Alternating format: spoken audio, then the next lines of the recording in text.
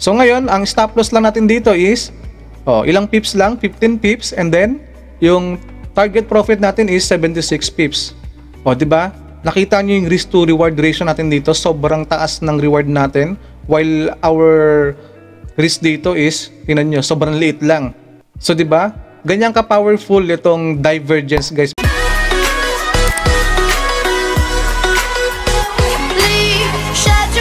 Alright guys, welcome back to my another video. In this video, tuturuan ko kayo kung paano gumamit ng divergence like a pro. So guys, itong divergence is isa to sa napaka-importanting tool o strategy na magagamit nyo para ma-identify nyo ang trend reversal. So kapag ka na-master nyo tong divergence with combination of price action or kaya support and resistance zone, I'm pretty sure guys na magiging easy na lang para sa inyo na mag-trade kahit sa crypto market pa yan, forex o stocks. Okay, so I will make sure guys na at the end of this video matututunan nyo yung easy way on how to spot divergence. Alright, so if you are new into this channel and kung kayo ay mga bagong traders pa lang, please consider subscribing po dahil nag-upload ako dito ng mga trading tips and strategies. Paki-like na rin po ng video na to guys, and after that, let's get started. So guys, before kong ipakita sa inyo kung paano gamitin ang divergence, sa mga hindi nakakaalam, ang divergence po is kapag ka ang market price is moving against or in the opposite direction sa mga technical indicator natin gaya ng oscillator. So ang tawag po dyan is divergence. So same din guys kapag ang market is downtrend, kapag pababa yung market, tapos yung binibigay na value ng technical indicator natin is pataas, so ang tawag dyan is divergence. Okay? Basta opposite yung galaw nila, ang tawag dyan is divergence. Okay? So guys, ang divergence po is ginagamitan to ng oscillator. So ako, ang gamit ko rito is RSI. So ito yung isa sa pinaka-paborito kong combination to spot divergence. So let's say guys, ito yung current market price natin. Okay? So para ma-identify nyo ang divergence, dapat alamin nyo muna kung nasaan ba ang trend. Pa-uptrend ba siya or downtrend?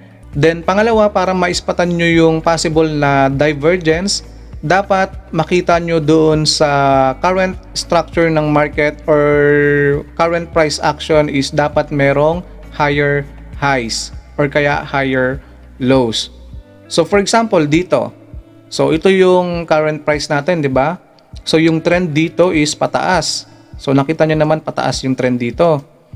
Ngayon, kung makikita nyo dito guys is ayan o, umangat yung price, bumaba, tapos umangat ulit. So anong meron dito? Di ba? Higher high, higher low, higher high. So lalagyan natin ng trend line yan ha. So ayan, nakita nyo? Higher high, higher low, higher high. Tapos, tignan nyo dito sa left side, nandun na siya sa may resistance siya dito. So, di ba? May resistance siya dyan. Tapos ngayon, titignan natin yung indicator natin, itong RSI. So, kung makikita nyo dito, from here, so dito tatapat ko dito yan So, from here, ang price is pababa. So yung current market price is pataas, tapos ito namang indicator natin dito, ang sinasabi is, ang binibigay na value rito is pababa. So possible guys na ang market is bumaba. 'Di ba? Considering na nandito rin siya sa may respective area. Itong zone, itong resistance zone. 'Di ba? Possible na magkaroon dito ng reversal or pullback. 'Di ba? So, yan yung divergence. So, dito guys, meron akong dalawang rules sa paggamit ng divergence. So, yung una is, inaalam ko muna kung kailan ba ako dapat tumingin sa possible na divergence. Kasi guys, ang divergence is a reversal indication po ito. So, you need to make sure na dapat ang market is trending up or down before nyong gamitin itong divergence. Kasi para sa akin guys, ang reversal is hindi talaga yan actually na nag-work sa consolidation o ranging market. Okay, so dapat make sure na gamitin nyo to sa trending market. Okay? And then yung second rule ko dito guys is minimake sure ko muna na dapat ang RSI is oversold na or kaya overbought na before kong gamitin ang divergence. So for example guys dito, nakita ko tong dalawang higher low na to. Tapos dito sa may RSI natin is, ayun o, lower low. Okay?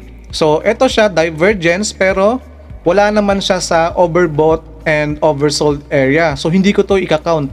So yung hahanapin ko lang dito o yung kinakount ko lang dito guys na divergence is dapat yung RSI is nasa overbought or oversold area. Okay? So yan yung rules ko. Yan yung dalawang rules ko. So guys, try nating hanapan ng divergence itong live chart ng AUD USD 1 hour time frame. So let's say ang current market is nandito pa lang.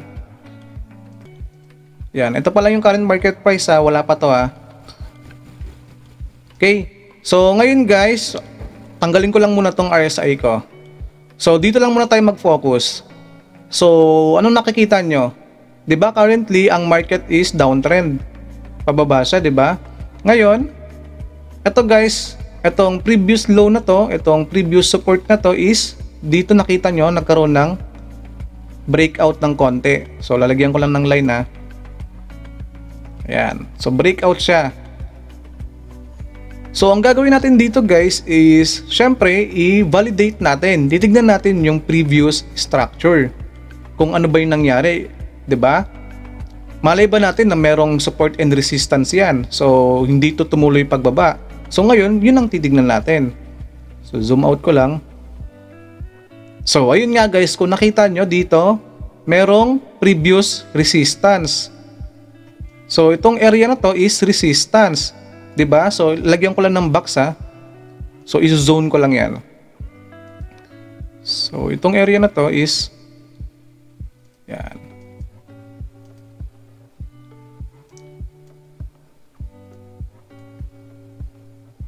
So ayan, so ito pala is support area.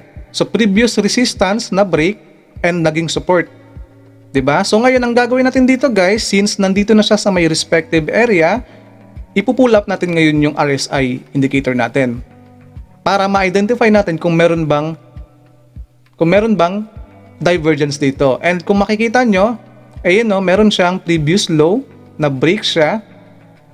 So ito lower low, lower high, and another lower low. So tingnan natin ang RSI natin kung meron bang divergence dito. So ayan guys, oh.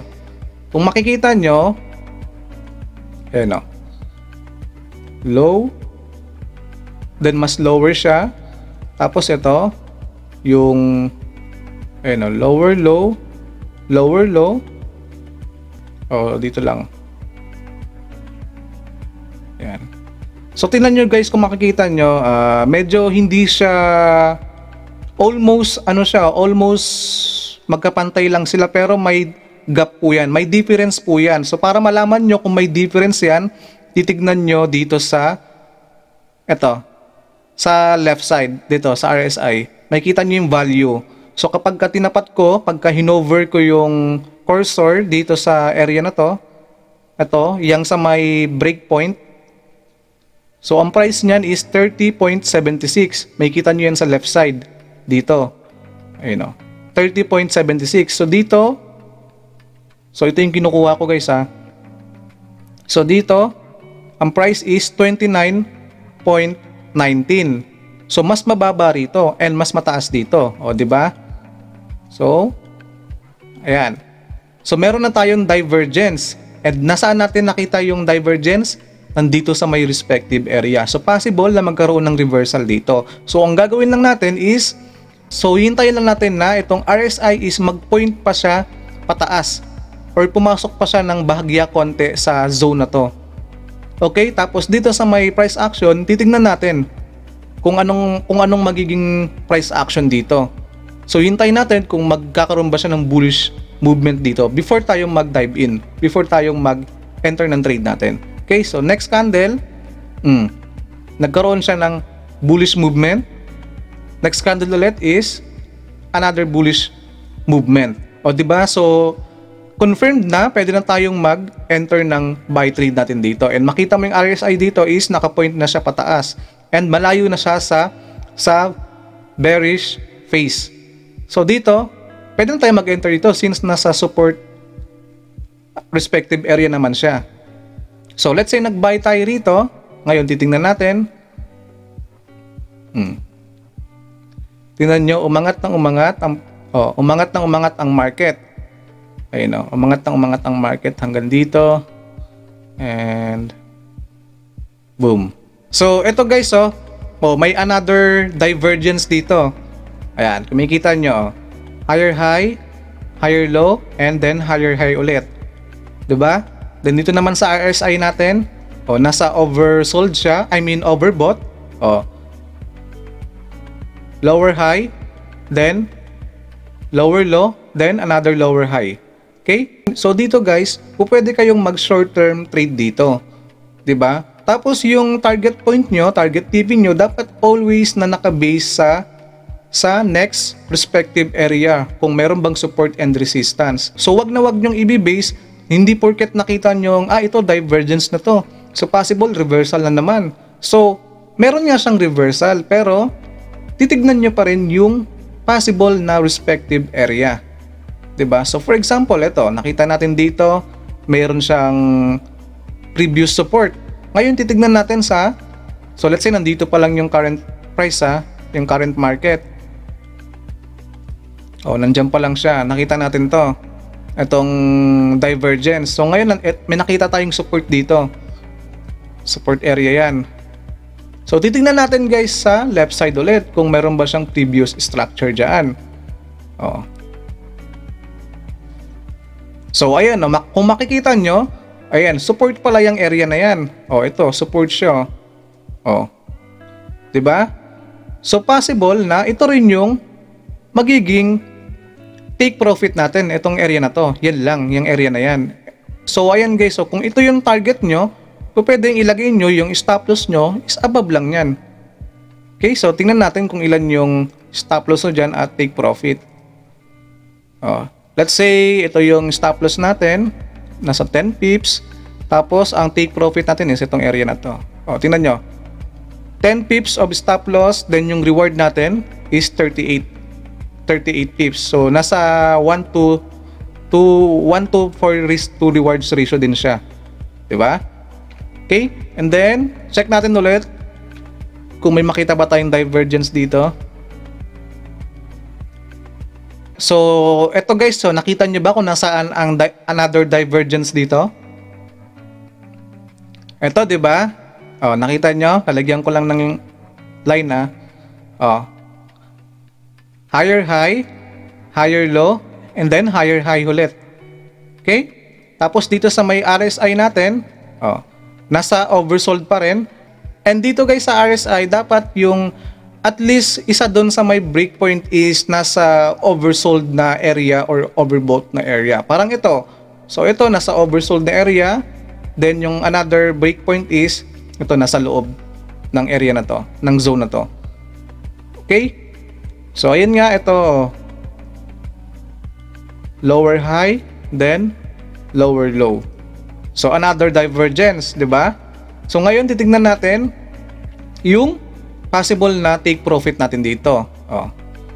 So ito guys, since merong support dito, pwede natin itong maging take profit. Or kaya itong previous na resistance, itong area na to. 'Di ba? Ito yung possible na take profit natin or kaya itong previous na support. 'Di ba? Tingnan niyo yung magiging risk to reward ratio natin dito. So let's say nag-sell tayo diyan. So ang risk to reward ratio natin dito is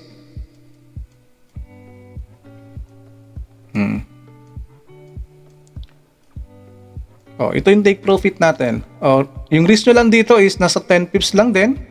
Take profit nyo rito. Yung reward nyo rito is 50 pips. So, di ba? 1 to 5 risk to reward ratio. And then, hanap tayo ulit ng possible divergence. Teka, tanggalin ko na to.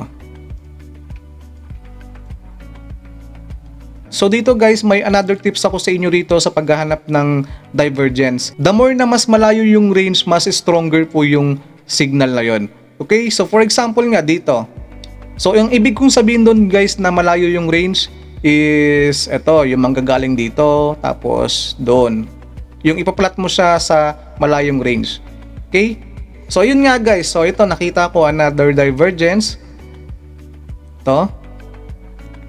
Itong higher low na to. And then another higher low. Okay? Tapos dito sa RSI natin, nakita nyo? Lower low, then another lower low. So, di ba? Nakita nyo guys? Tapos nakita nyo dito, itong area na to is previous support. Hindi naman siya na break talaga completely. Lagyan natin ng zone. Hindi naman siya na break talaga completely, di ba? So kung nag-buy kayo diyan, tingnan natin. Yung possible na reward natin dito. So possible na reward natin dito, let's say ito yung dito sa previous na resistance na to, ito yung target natin. Okay, so nag-buy tayo dito. And then ang stop loss natin, itong previous low na to or ito dito. Okay, tapos target profit natin is ito. So risk to reward ratio natin dito 12 pips, tapos yung target profit natin dito is 88 pips. Di ba? Sobrang laki ng reward natin. And then check natin, ayan. And then na-hit yung TP natin dito. Okay? Tapos hanap tayo ulit ng possible na divergence dito. So ito guys, nakita nyo ba ang divergence dito? So alam ko nakita nyo, 'di ba? Ito. From here to here. 'Di ba? Lower low, lower high, and then another lower low. So dito naman sa RSI natin, yung RSI divergence, yung value rito, higher low, then mas higher na low or another higher low. Di ba? So nakita nyo guys, tingnan natin dito. So possible na reversal dito, lagyan natin ng line. And then ano yung lagi ko sinasabi sa inyo? Always check sa previous structure, so left side. So di ba? Ito yung line natin na.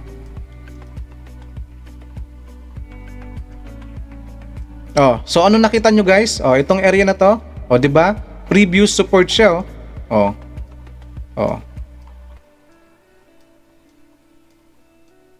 di ba?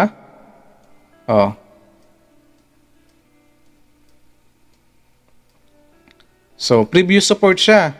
So possible na, dalawa na confirmation natin diyan. May nakita tayong divergence, tapos nasa previous support siya. Itong area na to is respective area. Ngayon, kung gusto nyo pa ng another confirmation, then tignan nyo yung kung ano yung magiging formation ng next candle. So, let's say nandito pa lang yung price, the next candle is green, boom. Tingnan nyo. Ano nakita nyo guys? Tingnan nyo yung candlestick formation dito. Di ba? Bullish engulfing. Kung hindi pa kayo sure niyan, next candle maghintay kayo ulit. Tingnan nyo. Another bullish candle. Strong bullish candle. So pwede na kayong mag-buy dito or kaya dito. So stop loss nyo is, let's say ito ang stop loss natin. Let's say nag-buy tayo rito. Stop loss natin is below lang yan. And then ang target profit natin dito guys is, pwede natin targetin itong high na to. Yan. So pwede natin targetin to na take profit natin. So ngayon, ang stop loss lang natin dito is ilang pips lang, 15 pips, and then yung target profit natin is 76 pips. Di ba? Nakita niyo yung risk to reward ratio natin dito, sobrang taas ng reward natin, while our risk dito is, tingnan niyo, sobrang liit lang. So di ba? ganyan ka-powerful itong divergence guys. Basta i-combine nyo lang siya sa support and resistance at price action. And then, dapat yung RSI is nasa oversold or overbought na area lang. So, wag nyong gagamitin guys kung nandun lang siya sa loob ng or below ng 70 level at above ng 30 level. Okay, so dapat always nandun lang siya sa oversold or overbought area. Okay, so nakita nyo naman ito, ayan no, 'di ba? O, oversold area to. 'Di ba? So guys, another tips lang ulit dito sa paggamit ng divergence. So yung important tips ko po dito is, so yung divergence po is mas more reliable po siya kapag ginagamit nyo sa higher time frame. So yung signal na makikita nyo o yung divergence na makikita nyo from 1 hour to 4 hour, basta above nyan, 1 hour to 4 hour, up to daily time frame, mas more reliable po yan compared sa makikita nyong signal o divergence sa lower time frame like 15 or 5 minutes time frame. Kasi kaya ko sinasabi guys na mas more reliable ang divergence sa higher time frame kasi ang market is hindi gumagalaw ng mabilis, 'di ba? Mas magiging madali sa inyo guys na ma-define o ma-identify ang trend ng market sa higher time frame, of course. Kasi pag may nakita kayong patterns or for example yung divergence, nagde-develop pa lang siya. So hindi pa siya divergence pero developing divergence pa lang siya. So meron pa kayong time guys to analyze it, 'di ba? So meron pa kayong time to make a correct decision. So yan yung important tips ko sa inyo guys. Okay? So make sure na i-take down nyo yan. So again guys, quick recap lang sa paggamit ng divergence. Dapat alamin nyo muna kung nasaan ang trend. Kung trending up ba siya or trending down. So identify nyo muna kung nasaan ang trend and then kung nandun na ba siya sa may respective area. Okay? That's the time na ipupull up nyo yung favorite indicator nyo para ma-identify ang divergence. So ito nga yung pwede nyong gamitin ang RSI. Para sa akin is napakagandang combination itong RSI para ma-identify ang divergence. So after that, sa RSI naman, titignan nyo kung saan currently nagde-develop ng divergence. So dapat nandun siya sa may oversold or kaya sa overbought. Okay? So hindi pa pwede guys na yung dalawang breakpoint is nandun lang sa may loob ng body or below 70 level or above 30 level. Okay, so dapat nasa oversold area or overbought area siya. Okay? So yan yung i-consider nyo na divergence. And last thing is dapat ginagamit nyo to sa higher time frame. Pwede nyo gamitin to above 1 hour time frame. 1 hour, 4 hour, or day 1 time frame. So guys, practicein nyo muna sa demo account nyo to Kung hindi pa kayo confident sa isang strategy, dapat pinapractice nyo talaga yan hanggang sa maging profitable kayo. So practicein nyo ng ilang beses hanggang sa maging comfortable na kayo sa isang strategy. Okay? So guys, yun muna. I hope na you learn something new in this video. And kung nagustuhan nyo tong video na to guys, please consider subscribing po, like and share the video. It will really help me a lot in the future. So stay tuned on my next video guys.